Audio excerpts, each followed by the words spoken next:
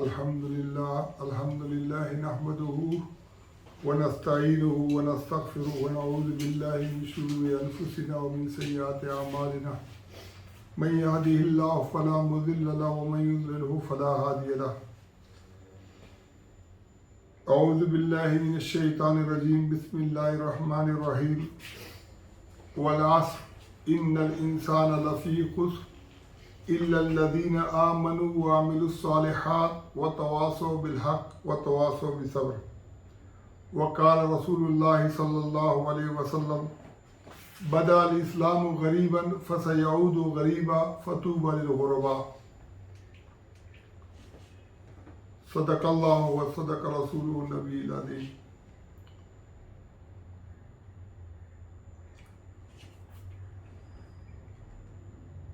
اللہ تعالیٰ نے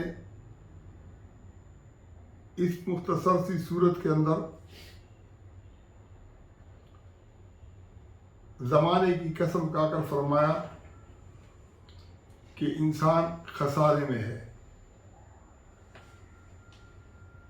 مگر وہ لوگ جو ایمان لائے، نیک عمل کیے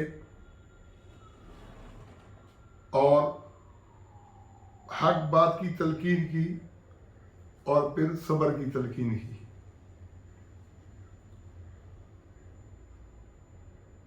یہ جو صورت ہے یہ بہت جامع ہے. اس کے اندر اللہ تعالیٰ نے جو قسم کھائی ہے وہ زمانے کی کھائی ہے. زمانہ ماضی، حال اور مستقبل ہر دور سے وابستہ ہے، اور پھر فرمایا کیا ہے کہ انسان خسارے میں ہے، اور انسان کو خسارے سے بچنے کے لیے جن چیزوں کی اللہ نے وضاحت کی ہے اس میں پہلی بات ایمان کی ہے، دوسری بات عمل صالح کی ہے، تیسری بات حق بات کی تلقین کی ہے، چوتھی بات صبر کی تلقین کی ہے. رسول اللہ صلی اللہ علیہ وسلم نے اپنے دور کے اندر صحابہ اکرام کو کیا سکھایا؟ یتلو علیہم آیاتہ، وہ اللہ کی کتاب کی آیات کی تلاوت ان کے اوپر کرتا تھا، ان کو سناتا تھا.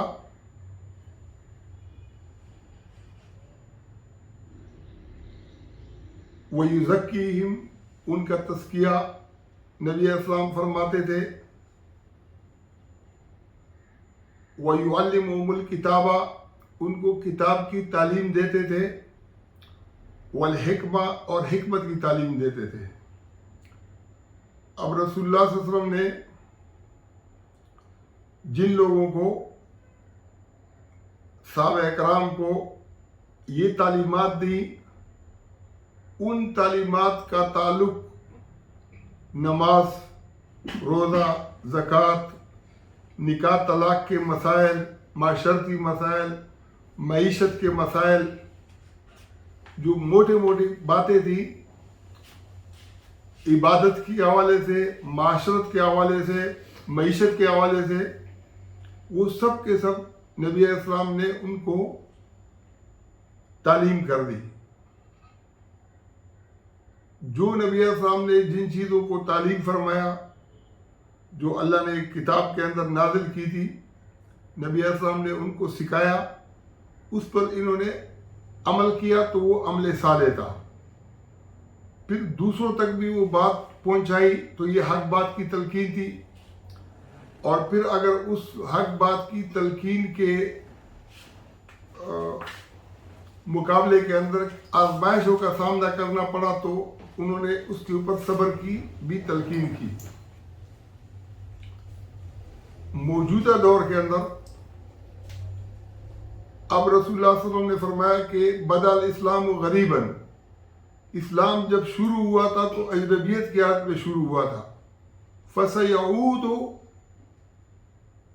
غریبا، ان قریب پھر یہ اجنبی بن جائے گا. فطوبى للغرباء، پھر غربا کے لیے، اجنبیوں کے لیے نبی صلی اللہ علیہ وسلم نے خوشخبری سنائی. تو سورہ جمعہ کے اندر اللہ نے فرمایا صحابہ کرام کی ان طالبات کے بعد اللہ نے فرمایا وآخرین منہم لما یلحقوا بہم، ان میں سے وہ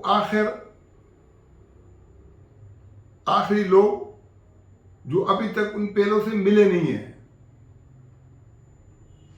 صحابہ کو رسول اللہ صلی اللہ علیہ وسلم نے فرمایا تھا کہ یہ جو اللہ کی کتاب ہے اس میں آپ سے پہلے جن لوگ جو قومیں گزری ہیں ان کی خبریں بھی ہیں اور آپ کی خبریں بھی ہیں اور آپ کے بعد میں آنے والے جو لوگ ہیں ان کی خبریں بھی ہیں. تو چونکہ آخرین منہم کا تعلق آنے والے دور سے تھا تو صحابہ نے پوچھا کہ یہ لوگ کون ہوں گے. تو نبی علیہ السلام نے حضرت سلمان فارسی کے کاندھے پر ہاتھ رکھا اور فرمایا کہ اس کی قوم میں سے ایک شخص یا چند افراد اگر دین سریا پر چلا جائے تو بھی اس کو واپس وہ لے آئیں گے. بعض الفاظ یہ ہیں کہ اگر علم سریا پر چلا جائے تو وہ سریا سے بھی اس کو واپس لے آئیں گے.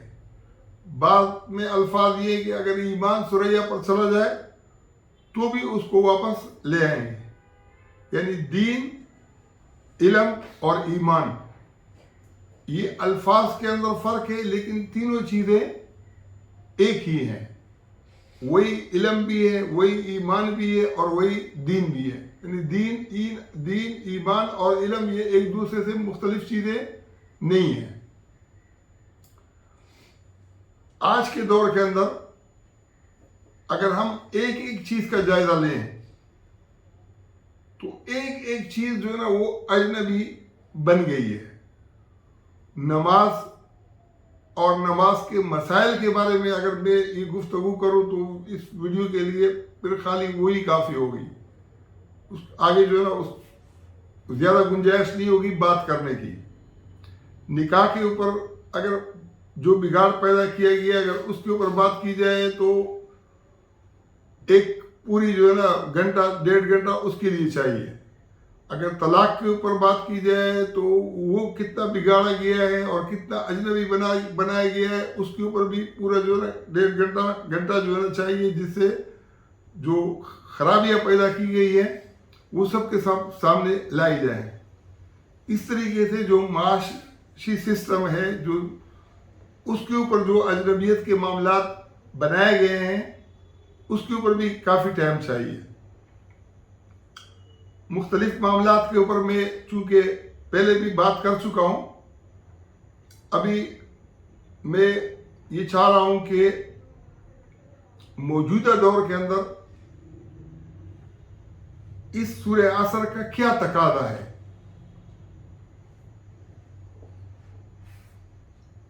جو اللہ نے سورہ رحمان کے اندر فرمایا کہ بسم اللہ الرحمن الرحیم، الرحمن علم القرآن خلق الانسان علمہ البیان. یہاں پر اللہ نے براہ راست اللہ کا ذکر کیا ہے، رحمان اللہ کا ذکر کیا ہے اور فرمایا کہ رحمان قرآن سکھاتا ہے اور انسان کو اس نے پیدا کیا ہے اور اس کو بیان سکھا دیا ہے. اب انسان کا جو قرآن کے ساتھ جو تعلق ہے وہ براہ راست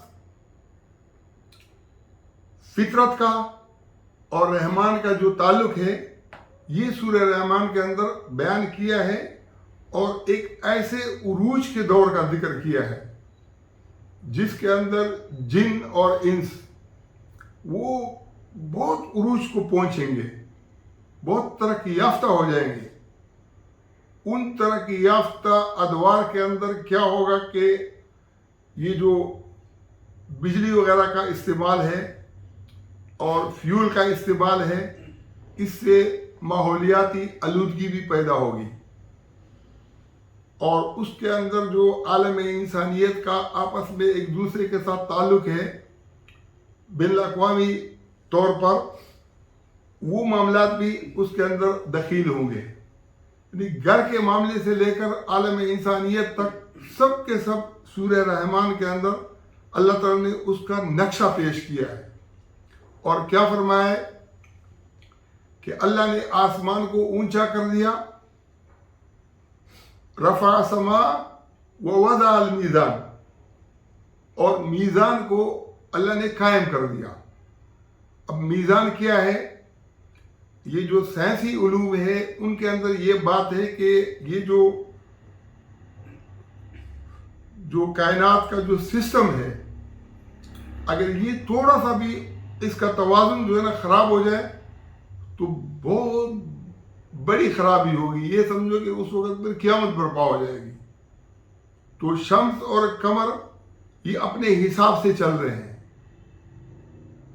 اور پھر اللہ نے بار بار انسانوں اور جناتوں کو ایک ایک نعمت بتائی ہے اور جتلایا ہے کہ تم اللہ کی کس کس نعمت کو جٹلاؤ گے. تو اس کے اندر جو مین چیزیں ہیں وہ میزان کا ذکر ہے. الا تطغوا فی المیزان. اللہ کہتا ہے کہ تم اس میزان سے، توازن سے تجاوز مت کرو. جیسے کائنات کا نظام اگر اپنا توازن کھو بیٹھے گا تو پھر جو ہے نا معاملات خراب ہوں گے. اس طریقے سے جو انسانیت کا معاشرتی نظام ہے، بین الاقوامی نظام سے لے کر معاشی نظام، اب جیسے پاکستان کے اندر جو ہمارے عدالتی نظام ہے، فوجی ہے، بیوروکریسی ہے، پارلیمنٹ ہے، اور ہمارا جو نا معاشی سسٹم ہے، ہمارا معاشرتی نظام ہے، ہمارا گھریلو نظام ہے، ہمارا جو ہے نا تعلیم اور صحت کا نظام ہے، الا تطغوا فی المیزان، یہ سب کے سب یہ مراد ہے. جہاں جو ہے نا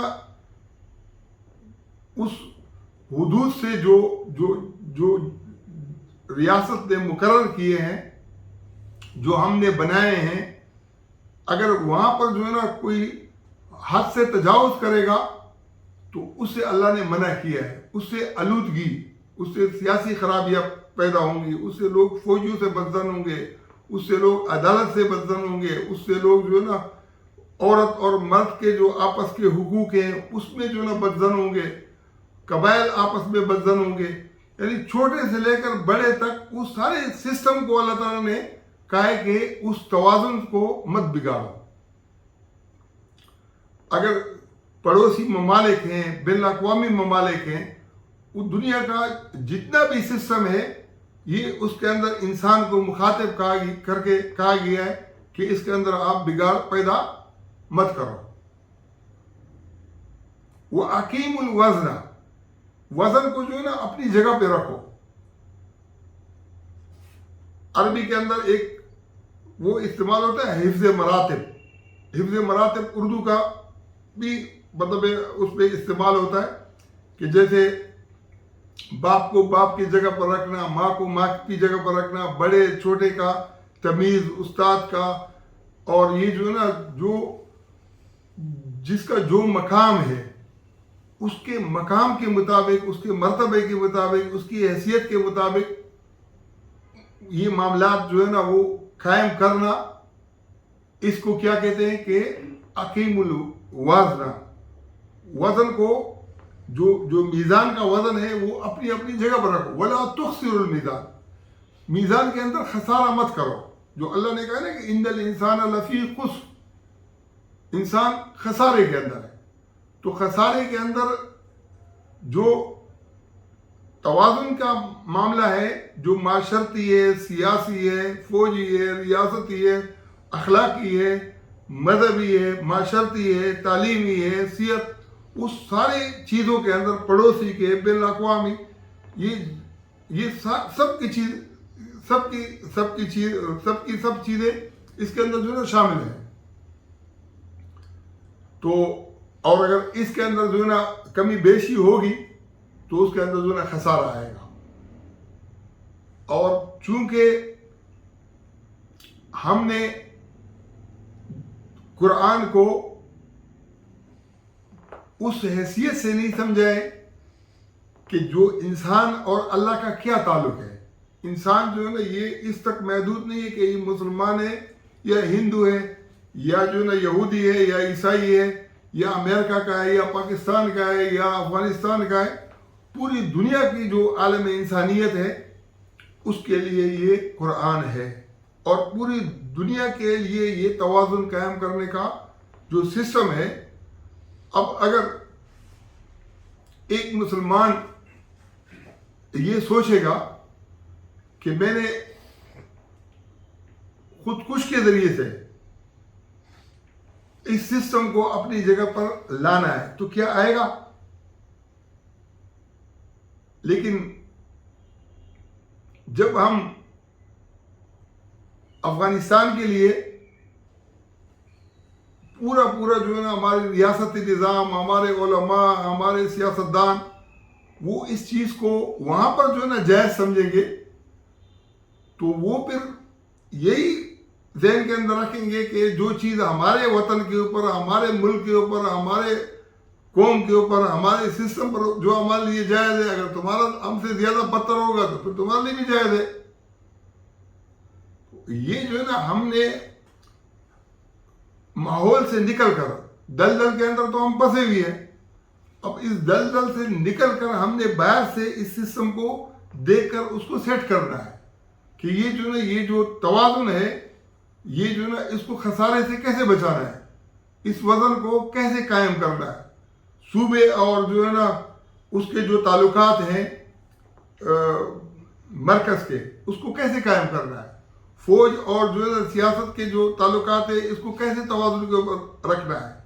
اپوزیشن اور حکومت کے جو تعلقات ہیں اس کو کیسے جو ہے نا خسارے سے بچانا ہے، اس کو کیسے یعنی تجاوز سے بچانا ہے کہ ایک دوسرے کے اوپر ہم تجاوز نہ کریں.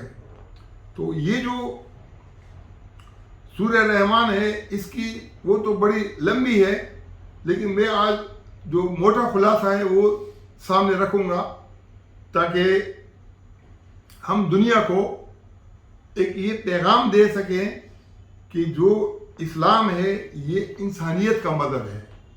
یہ صرف یہ ایسا مذہب نہیں ہے، یہ ایسا دین نہیں ہے کہ جو خالی مسلمانوں تک محدود ہو. یہ مسلمانوں کو جو ہے نا وہ گر سکھاتا ہے، وہ عدل اور وہ انصاف کے تقاضے سکھاتا ہے کہ اگر اس تقاضے کے اوپر جو ہے نا اس کو دنیا کی کوئی قوت بھی دیکھ لیں گے تو اس کو نفع بخش سمجھ کر قبول کر لیں گے. تو آج مسلمان ان حدود اور قیود سے بالکل بھی آشنا اور آگاہ نہیں ہے. پھر اللہ تعالیٰ عام چیزوں کا ذکر کرتا ہے، اناج کا ذکر کرتا ہے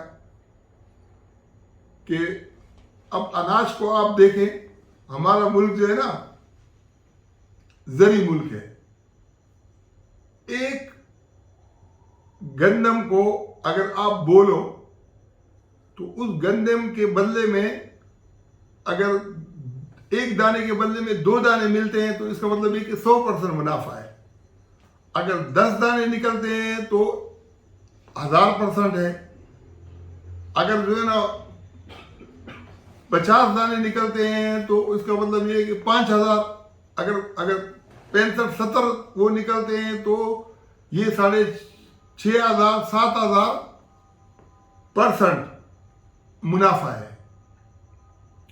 تو ہم کیا کرتے ہیں کہ یہاں پر جو ہے نا اتنے بڑے پیمانے پر ہم اناج اگا سکتے ہیں کہ ہم اس کو پوری دنیا کے اندر سپلائی کر کے افغانستان کے بارڈر کے اوپر ہر وقت گندم کی ضرورت ہوتی ہے. آپ اس کو جتنا بھی گندم دو وہ آگے بھی اس کو وہ لے جائیں گے. لیکن چونکہ ہماری اپنی گندم پوری نہیں ہوتی، ہم آسٹریلیا سے، امریکہ سے گندم بھی منگوا رہے ہوتے ہیں. اگر اس کو ہم جو رسول اللہ صلی اللہ علیہ وسلم نے جب مدارت کا سسٹم چل رہا تھا، جب سود کی آیات نازل ہوئی تو رسول اللہ صلی اللہ علیہ وسلم نے صحابہ کو کہا کہ بھئی لوگوں کو مفت میں زمین دو، اگر مفت میں نہیں دے سکتے ہو تو اپنے پاس رکھو، کرائے پر اور مدارت کے اوپر دینا یہ سود ہے. اس پر چاروں امام بھی متفق تھے. اب اگر ہم آئیں گے روایات کے اوپر، اور تو ان روایات کے اندر کبھی اس کے اوپر انشاءاللہ میں موقع ملے گا اور میں آپ سے بات کروں گا کہ یہ روایات کی بنیاد کے اوپر ہم کتنے حقائق سے جو ہے نا ہٹ چکے ہیں. حضرت عبداللہ ابن مسعود کے سامنے کسی نے بات کی کہ ابو بکر اور عمر نے جو ہے یہ کہا ہے. معاملہ کیا تھا؟ معاملہ یہ تھا کہ ایک حج کران ہے کہ جس کے اندر عمرہ اور حج کا احرام ایک ساتھ باندھا جاتا ہے. رسول اللہ صلی اللہ علیہ وسلم نے زندگی میں ایک حج کیا ہے اور اس حج کے اندر حج کران کیا ہے. آپ صلی اللہ علیہ وسلم نے عمرے کے ساتھ حج کا احرام بھی باندھا. تو پھر حضرت عمر نے اپنے دور کے اندر پابندی لگا دی. تو جب حضرت عثمان کا دور آیا، حضرت عثمان نے اس سے زیادہ سخت پابندی لگائی. تو علی نے جو ہے نا بربلا کا، یہ بخاری کی روایت ہے کہ میں جو ہے نا نیت کرتا ہوں حج کران کی، حج اور عمرہ کی ایک ساتھ میری نیت ہے اور میں جا رہا ہوں نا، یہ تم کون ہو روکنے والے. اب قرآن کے اندر بھی اللہ تعالیٰ نے کہا کہ ایک ساتھ حج اور عمرہ کا ذکر کیا ہے، نبی علیہ السلام کی سنت کے اندر بھی تھا.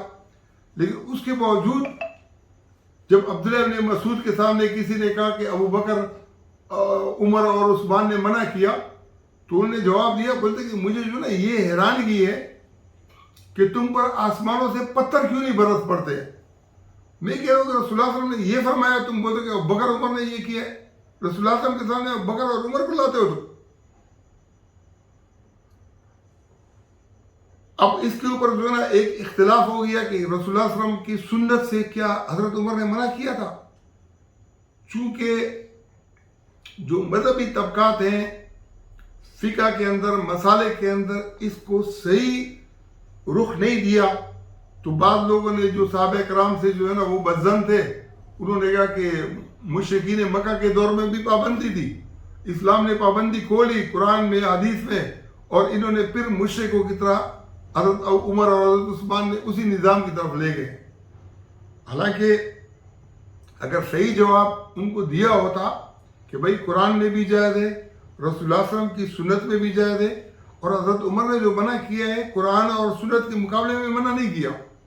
حضرت عمر نے اس لیے منع کیا کہ جب گرمی کے اندر، جب سواریاں بھی نہیں تھی، اور گرمی کے موسم کے اندر جب کوئی عمرہ کرے اور حج سے پہلے پہنچے اور وہی احرام باندھا ہوا ہو، وہ نہا بھی نہیں سکے، تو اس کے احرام سے کتنی بدبو آتی ہوگی.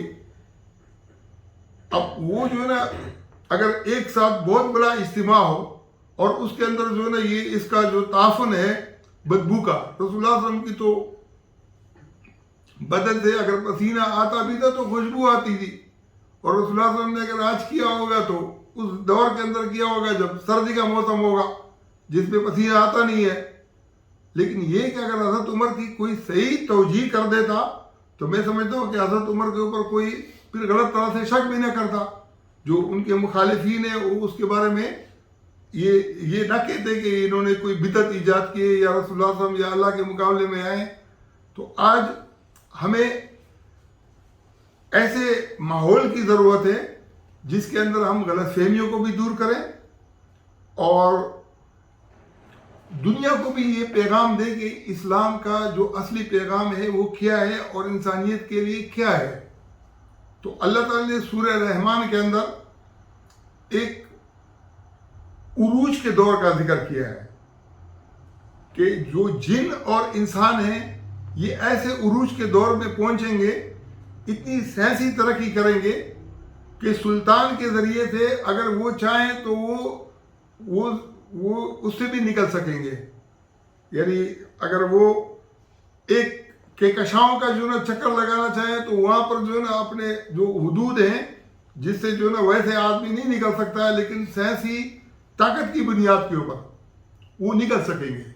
اس عروج کا دور اللہ نے ذکر کیا ہے۔ اس عروج کے دور پہ اللہ تعالیٰ نے پھر یہ فرمایا ہے کہ جو مجرم ہیں ان کو تو یہ یقین نہیں ہے کہ ایسا دور آئے گا، اتنا بڑا انقلاب آئے گا، اتنی بڑی عدالتیں قائم ہوں گی، اتنا انصاف قائم ہوگا، تو ان کے ذہن دل و دماغ کے اندر یہ چیزیں نہیں تھی۔ لیکن اللہ نے کہا کہ یہ انقلاب آ کے رہے گا، اور جو مجرم ہیں وہ چہرے سے پہچانے جائیں گے، اور ان کو نواسی جو پیشانی کے اوپر سر کے بال ہیں اور جو انسان کے جو ہے نا اقدام پاؤں ہیں ان سے ان کو پہچانا جائے گا۔ آج جدید ٹیکنالوجی ایسی پہنچ گئی ہے کہ چہرہ بھی پتہ چلتا ہے، اور چائنا نے بھی یہ ٹیکنالوجی نکالی ہے، اور اگر دنیا کے اندر ایک اچھا سسٹم خلافت علامہ جو نبوت قائم ہو جائے تو یہ جتنے بھی مجرم ہیں، مجرم کا تعلق یہ نہیں ہے کہ مسلمان ہے یا کافر ہے، اس سے اس کا کوئی مجرم ہے، چاہے وہ مسلمان ہے، سکھ ہے، ہندو ہے، یہودی ہے، عیسائی ہے۔ اور جو مجرم نہیں ہے وہ جو ہے نا وہ چاہے وہ مسلمان ہے، چاہے سکھ ہے، چاہے ہندو ہے، چاہے وہ عیسائی یہودی ہے، جو مجرم نہیں ہے وہ مجرم نہیں ہے۔ تو پکڑا کس کو جائے گا؟ مجرم کو پکڑا جائے گا۔ اب جو اصطلاحات ہیں، برزخ کی ایک اصطلاح ہے، ہم یہ سمجھتے ہیں کہ شاید برزخ کا تعلق انسان کے مرنے سے لے کر جو قبر کے مراحل ہیں قیامت تک، یہ عالم برزخ ہے، یہ بھی برزخ ہے۔ لیکن اللہ نے جو ہے میٹھے اور کڑوے پانی کے درمیان جو آڑ ہے اس کو بھی برزخ قرار دیا ہے۔ اس طریقے سے جو جہنم ہے، جہنم کا جو ہے نا اطلاق جس طریقے سے قیامت کے بعد جنت اور جہنم کا تصور ہے، اس طریقے سے دنیا کے اندر بھی جنت کا تصور بھی ہے اور دنیا کے اندر جہنم کا تصور بھی ہے۔ یہ جو قرآن ہے اس نے ایک ٹائم کے اندر بہت عروج کو جو نا پہنچنا ہے، اس کا ایک ایک حکم، اس کا ایک ایک عمل، یہ پوری دنیا کے اندر چاہے کوئی اس کے اوپر ایمان لائے یا نہ لائے، لیکن فطری طور پر لوگوں نے اس کو قبول کرنا ہے۔ اور اس کی قبولیت جیسے سائنس کے بارے میں 1000 سے زیادہ آیات ہیں، آج وہ سائنسدان بہت سارے اس بنیاد کے اوپر مسلمان ہو رہے ہیں کہ 1400 سال پہلے اللہ تعالیٰ نے جو نا یہ خبر دی ہے، میڈیکل کی دنیا میں، سائنس کی دنیا میں، کہکشاؤں کی دنیا میں جو خبریں جو نا قرآن کے اندر موجود ہیں، اس سے لوگوں کا جو سائنسدان ہیں وہ ان کو مان رہے ہیں، چاہے وہ ایمان اس کے اوپر رکھیں یا نہ رکھیں، لیکن جب وہ مان رہے ہیں تو بس یہی ایمان ہے۔ یعنی کسی چیز کا ماننا جو ہے نا، کسی چیز کو مسترد کرنا کفر ہے، اور کسی چیز کو ماننا جو ہے نا یہ ایمان ہے۔ تو اس کے اوپر یہ ایمان لائیں گے، انسانیت جو انسانی فطرت کے اعتبار سے ان کا بالکل اس کے اوپر ایمان آ جائے گا۔ پھر اللہ تعالیٰ نے فرمایا کہ جو اللہ سے ڈرتے ہیں ان کے لیے دو جنت ہوں گے۔ اب مسئلہ یہ ہے کہ جو دینی علوم لوگ جانتے ہیں ان کے ذہن کے اندر یہ ہے کہ جنت انسان کے لیے ایک ہی جنت ہوگی، چاہے بڑی ہو یا چھوٹی ہو، یہ جنت تو ایک ہوگی۔ لیکن یہ دو جنت کہاں سے آئیں گے؟ تو دو جنت کا تصور یہ آخرت کے لیے نہیں ہے، یہ دو جنت کا تصور دنیا کے لیے ہے۔ اور یہ جو دو جنت ہیں ذواتا افنان۔ اب فن جو ہے نا، جو موجودہ دور کے اندر جو باغات ہیں، اللہ تعالیٰ نے قرآن کے اندر جگہ جگہ باغات کو جنت کہا ہے۔ تو موجودہ دور کے اندر جو باغات کی جو ترقی ہوئی ہے، جو اس میں فنکاری ہوئی ہے، جو اس کے اندر جو ہے نا قسم قسم کے اس میں کمالات ہیں درختوں کے اندر، اس کے اندر اس کا تو تقریباً اگر نیٹ کے اوپر کوئی دیکھ لے تو یہ جنتان کا جو ہے نا کہ اس کے اندر ذواتا افنان، یہ دونوں جو ہے نا افنان ہوں گے. اچھا انہوں نے جو ہے نا ترجمے کیا کہ جنت ہوں گے شاخوں والے. بھائی باغ یا درخت بغیر شاخے کے کوئی ہوتا ہے؟ لیکن چونکہ یہ جو موجودہ ترقی یافتہ دور تھا یہ انہوں نے دیکھا نہیں تھا. اب اللہ تعالیٰ نے قرآن کے اندر کہا ہے کہ سمندروں کے اندر ایسے جہاز ہوں گے جیسے پہاڑ. اب پہاڑوں جیسے جہاز کا تصور صحابہ کرام کے دور میں تھا. تو یہ سورہ رحمان اس دور کے لیے نہیں ہے. یہ سورہ رحمان موجودہ دور کے لیے جب دنیا نے ترقی کی ہے. اور اس ترقی یافتہ دور کے اندر جو دو باغات کا ذکر ہے اس کے اندر جو ہے نا چشموں کا ذکر ہے اور یہ بہت اعلیٰ درجے کے باغات ہوں گے. پھر اللہ نے کہا ہے وَمِن دُونِهِمَا جَنَّتَانِ. یہ جو دو باغ ہیں ان کے علاوہ دو جو ہے نا دو باغ اور ہوں گے. اب انسان کا جو دماغ ہے اسے کتنا کھلنا چاہیے.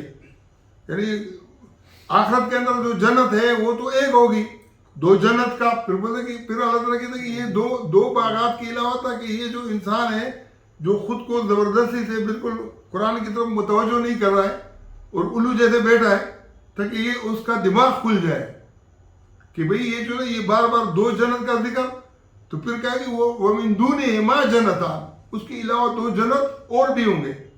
اب یہ جو ہے نا یہ تصور یہ ایسا تو ہو سکتا ہے کہ ہندوستان اور پاکستان یہاں پر خلافت کا سسٹم قائم ہو جائے اور دو باغ ہم پاکستان میں بنا لیں اور دو باغ جو ہے نا ہم انڈیا میں بنا لیں. الگ الگ جو ہے نا دو باغ یہاں ہوں گے دو باغ وہاں ہوں گے. جو ہندو جس طریقے سے اس سے ہٹے ہوئے نا جو ان کے وید ہیں جو ان کے جو ہے نا جو ان کے صحائف ہیں جو نوح علیہ السلام کے وقت کے صحائف تھے اس میں توحید بھی ہے اس میں بہت ساری چیزیں ہیں نبی علیہ السلام کا ذکر بھی ہے اور پورے جو ہے نا اسلام کے بارے میں اس کا تعارف موجود ہے پیغمبروں کا ذکر بھی ہے. لیکن جس طریقے سے ویدوں سے ہندو جو ہے نا ہٹے ہوئے اس طریقے سے قرآن سے مسلمان ہٹے ہوئے ہیں. جب جو ہے نا قرآن کے حقائق کی طرف مسلمان آئیں گے ہندو ویدوں کے ساتھ خود ہی کھڑے ہو جائیں گے. پھر یہ ہندو اور مسلمان یہ مل کے یہ ایسا خلافت کا جو ہے نا سسٹم بنائیں گے کہ پوری دنیا کے لیے یہ کیا ہوگا یہ ایک نمونہ ہوگا انسانیت کا جو ہے نا نمونہ ہوگا. آج یہاں پر بھی جو قوت مسلط ہے چاہے مسلمانوں کے اندر وہ لوگ ہیں جو مسجدوں کے اندر خودکش تک کرتے ہیں اور اس کو اسلام سمجھتے ہیں. وہاں پر جو ہے نا ہندو جو شدت پسند ہیں وہ جس انداز کے اندر جو ہے نا وہ انسانیت کے ساتھ زیادتی کرتے ہیں وہ بھی انسانیت سے نکلے ہوئے ہیں یہ بھی انسانیت سے نکلے ہوئے اور دونوں کو انسانیت کی جگہ پر جب کھڑا کریں گے تو یقین جانو کہ لوگ شرمندہ ہوں گے ہماری انسانیت سے ہمارے اسلام سے ہمارے جو ہے نا مذہب سے ہمارے ایمان سے ہمارے حق بات کی تلقین سے یہاں کے عادلانہ سسٹم سے عادلانہ نظام سے مجرموں کو کیفر کردار تک پہنچانے سے یہ ساری چیزیں جو ہے لوگوں کے لیے ایک نمونہ بنے گی.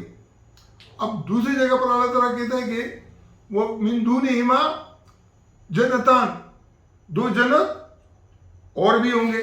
اس کے اندر کیا فیہا فاکہۃ اس پہ کیا ہوگا میوے ہوں گے. اچھا پہلے والے میں میوے اس کے اندر بھی میوے والنخل والرمان اس کے اندر کھجوریں بھی ہوں گی اور اس کے اندر کیا ہوگا انار بھی ہوں گے. پہلے والے میں بھی ہوں گے اور اس کے اندر بھی وہاں ونخل ذات الاکمام وہ تو پہلے ذکر کیا ہے پھر جنتان کا ذکر کیا پھر یہ دوسرے جنتان کا ذکر کیا ہے. اب اس جنتان کے اندر اللہ تعالیٰ نے قرآن کے اندر فرمایا اِنَّهُ ظَنَّ أَن لَّن يَحُورَ یہ جو اسلام کو نہیں مانتے تھے ان کا یقین کیا تھا یہ کہتے تھے کہ اِذَا كُنَّا عِظَامًا نَخِرَةً جب ہم وہ سیدھا ہڈیا ہو جائیں گے پھر ہم دوبارہ اس طریقے سے پھر ہم پیدا ہوں گے. تو انہ ظن ان یحور، حور کا کیا معنی ہے کہ دوبارہ جدت کے ساتھ ہم پیدا نہیں ہوں گے. جب وہ سیدھا ہڈیاں ہو جائیں گی تو بس یہ ایک ہی زندگی ہے اور یہ ختم ہو جائے گی تو دوبارہ ہم نہیں آئیں گے. تو حور کا معنی کیا ہے؟ دوبارہ جدت کے ساتھ پیدا ہونا. جب دوبارہ جدت کے ساتھ جو ہے نا انسان پیدا ہوگا تو اس کو کیا کہیں گے؟ حور کہیں گے. اور ہر وہ چیز جو جدت کے ساتھ پیدا ہو نا، جیسے ایک شہر کیا ہے؟ جنگلی شہر ہے اور ایک شہر فارمی ہے. تو جو فارمی شہر ہے یہ حور ہے، جو فارمی گائے ہے یہ حور ہے، جو فارمی مرغیاں ہیں یہ حور ہے. ان حوروں کا ذکر جدت کے ساتھ اللہ تعالیٰ نے قرآن کے اندر کیا ہے. لیکن چونکہ ہمارا جو دماغ ہے وہ جو قدیم تراجم اور تفاسیر ہیں جہاں جو ہے نا وہ چیزیں بن ہی نہیں سکتی تھی. ابھی ایک عربی نے اس کا ترجمہ کیا کہ فیہا فاکہۃ والنخل والرمان، پھر کیا کہا؟ فیہن خیرات حسان. اب یہ پلوں کی تعریف ہو رہی ہے کہ یہ جو پل ہیں یہ بہت خوشنما، بہت ذائقے والے اور بہت مزیدار ہوں گے، بہت لذیذ ہوں گے. تعریف کس کی ہو رہی ہے؟ لیکن انہوں نے ایک ہوتا ہے خیر. اب خیر کس کو بولتے ہیں؟ خیر چیز کی صفت ہے، چیز کی. اور عورت کی صفت کیا ہے؟ عورت اگر ہوگی تو خیرہ، خیرتن، خیرتن خیرات. تو انہوں نے کہا کہ اگر جو ہے نا یہ خیر سے مراد عورت ہوتی تو خیرات ہوتا، خیرتن سے ہوتی. پھر انہوں نے کہا کہ یہ جو ہے نا یہ کیا ہے؟ یہ صفت کس کی ہے؟ یہ صفت جو حور کی صفت ہے، جو اس کی صفت ہے فیہن خیرات حسان، کہ یہ جو فروٹ ہوں گے، جو پل ہوں گے، یہ بہت خوشنما اور بہت مزیدار قسم کے ہوں گے. آج آپ نیٹ پہ دیکھو اور جہاں جہاں چائنا وغیرہ کے اندر لگائے ہوئے ہیں وہ آپ کو جو ہے نا بالکل بہترین قسم کی جو ہے نا یہ اچھا اسی فروٹ کی پہلے بھی تعریف کی ہے. اور وہاں کیا کہا ہے؟ کأنہم الیاقوت والمرجان. یاقوت اور مرجان دونوں لال رنگ کے ہوتے ہیں، لیکن ان کا رنگ جو ہے نا وہ عام اس کے اندر بہت خوبصورت لگتا ہے. اس طریقے سے جو جدید پل ہیں جس کے اندر جو ہے نا یہ انار ہیں یا سیب ہیں یا اس طرح کے وہ ہیں، وہ بالکل ایسے لگتے ہیں کہ جیسے اب انہوں نے اس کو کسی اور چیز سے تشبیہ دی ہے. تو یہاں پر پھر اللہ نے جو یہ کہا ہے کہ فیہن خیرات حسان، یہ کس کی صفت ہے؟ یہ ان پودوں کی صفت ہے، ان فروٹ کی اور ان ثمرات کی، ان پلوں کی صفت یہ بیان کی کہ وہ بہت مزیدار ہوں گے، بہت خوشنما ہوں گے، بہترین ہوں گے. پھر اگلی صفت کیا بیان کی ہے؟ حور مقصورات فی الخیام. تو عربی نے جو ہے نا اس کا ترجمہ وہ کیا کہ حور سے مراد جدید قسم کے پل، جدید قسم کے، مقصورتن یعنی بند. خیام تو انہوں نے ترجمہ کیا ہے کہ خیام سے مراد کیا ہے؟ جو اس کے چھلکے ہوتے ہیں، انار کا چھلکا ہے، کیلے کا چھلکا ہے، تو یہ بھی خیمہ ہے. لیکن میں یہ سمجھتا ہوں کہ اس نے مغالطہ کہا ہے. حور مقصورات فی الخیام، یہ حور میں جو جدید جو ہے نا پل ہیں یہ بند ہوں گے خیموں کے اندر. خیموں کے اندر کیسے بند ہوتے ہیں؟ جو پلاسٹک کے جو ہے نا ان کے اوپر خیمے ہوتے ہیں، اس سے ان کو جو ہے نا یہ کیا دیتے ہیں، جو ان کا ٹیمپریچر ہوتا ہے اس کو مینٹین رکھتے ہیں. اور اس کے ٹیمپریچر بدلنے سے اگر زیادہ ٹیمپریچر دے دیا تو آپ سردیوں کے اندر آم بھی حاصل کر سکتے ہو، اور اگر جو ہے نا گرمیوں کے اندر جو ہے نا ٹھنڈا ٹیمپریچر دے دیا تو گرمیوں کے اندر آپ مالٹے بھی بنا سکتے ہو. تو یہ جو بغیر موسم کے فروٹ آتے ہیں اس کے لیے باقاعدہ ابھی یہ دنیا کے اندر کوئی نئی بات نہیں رہی ہے. اچھا اس کے لیے پھر اللہ تعالیٰ نے کیا فرمایا؟ وَلَمْ يَطْمِثْهُنَّ قَبْلَهُمْ إِنسٌ وَلَا جَانٌ. اس سے پہلے انسان اور جن نے اس کو چھوا نہیں ہے. تو جب دنیا نے ترقی نہیں کی تھی تو انسان اور جن نے اس کو چھوا تھا. تو انسان بھی آج کا جو انسان ہے وہ چھوتا بھی ہے, آج کا جن ہے جو چھوتا بھی ہے کاتا بھی ہے. اور جو پہلے والے انسان تھے اور پہلے والے جنات تھے جب تک اس دور میں نہیں آئے تو انہوں نے کہا اگر ہم یہ چیزیں عام کر دیں گے تو اس کے نتیجے کے اندر یہ ہوگا کہ لوگوں کو قرآن سمجھ میں آئے گا. لوگوں کو قرآن. اب نبی علیہ السلام نے جو ہے نا ایک خوشخبری دی, صحابہ سے پوچھا کہ یا رسول اللہ, نبی علیہ السلام نے صحابہ کو کہا کہ آپ یہ بتاؤ کہ ایمان کے اعتبار سے عجیب لوگ کون ہیں؟ صحابہ نے کہا کہ ہم ہیں. بولے کہ تم کیوں عجیب ہو, تمہارے سامنے تو میں بیٹھا ہوں. نہیں, پہلے انہوں نے کہا کہ عجیب لوگ جو ہے نا فرشتے ہوں گے. تو انہیں کہ فرشتے کیوں ہوں گے, وہ تو سب کچھ دیکھتے ہیں. پھر انہوں نے کہا کہ پھر انبیاء ہوں گے. بولے کہ انبیاء کیوں ہوں گے, ان کے اوپر تو وہی نازل ہوتی ہے. پھر کہا کہ پھر ہم ہیں. بولے کہ آپ کیوں ہیں, آپ کے سامنے تو میں بیٹھا ہوں, تمہارے سامنے وہی نازل ہوتی ہے. تو انہوں نے کہا کہ پھر یا رسول اللہ ہم نہیں جانتے. تو انہوں نے پھر کہا, پھر رسول اللہ صلی اللہ علیہ وسلم نے فرمایا کہ آخری دور میں کچھ لوگ ہوں گے جن کا قرآن کے اوپر ایسا ایمان ہوگا جیسے تمہارا ہے. اچھا, ان کا ایمان تو اس لیے تھا کہ رسول اللہ صلی اللہ علیہ وسلم کی صحبت ان کو حاصل تھی اور صحبت کی بنیاد کے اوپر ان کا ایمان بلند تھا. ہمیں نبی کی صحبت تو حاصل نہیں ہے, لیکن ہم نے قرآن کو موجودہ دور کے اندر جو جس طریقے سے پایا ہے کہ اس دور کے اندر جو ہے نا یہ چیزیں ذکر کی ہیں تو ہمارا جو ہے نا وہ ایمان اسی طرح سے خود بخود آ گیا. اور جب ہم اس کی تشہیر کریں گے تو پھر سورہ رحمان کے اندر بھی 3 قسم کے لوگ ہیں. ایک قسم کے لوگ ایک طرح کے 2 باغ ہوں گے, دوسرے قسم کے جو لوگ ہیں اس کے لیے دوسرے باغ 2 قسم کے اور ہوں گے, اور تیسرے قسم کے لوگ وہ مجرم ہوں گے.